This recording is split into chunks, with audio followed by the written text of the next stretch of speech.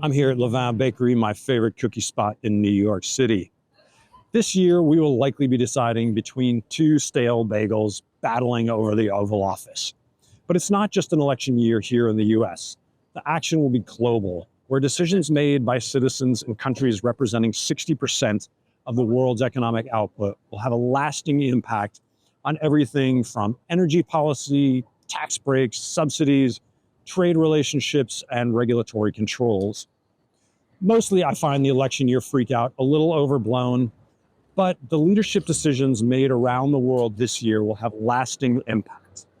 Diane Coyne, professor of public policy at Cambridge, compares today's politics to the 1930s, when declining trade and populism led to extreme politics.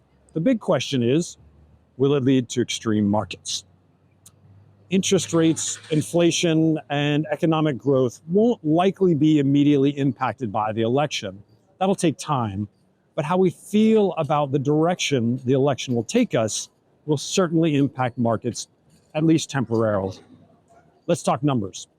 The great thing about stats is that you can pinpoint what makes your case and then totally disregard what contradicts it. It's good old-fashioned confirmation bias. Election stats are really great for this.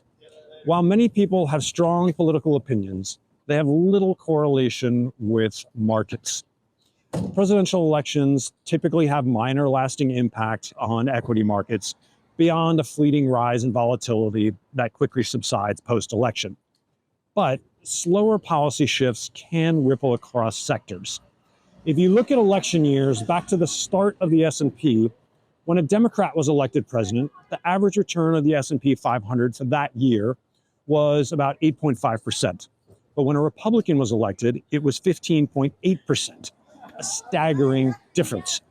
However, when you look at the full 47 years of Republican presidents during roughly the same time frame, the average annual return of the S&P 500 was 9.3% versus the 50 years of Democrat presidents at 15.2% per year. Another staggering difference pointing the other way.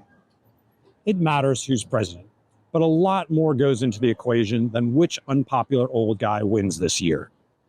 Speaking of not so popular old guys, Jerome Powell, whose term expires in 2026, was appointed by Trump, kept on by Biden, and arguably what he says or even implies about interest rates has more impact on the markets than who's in office. 2024 could be a wild ride. Stay hedged, keep an eye open for opportunities, and have some fun.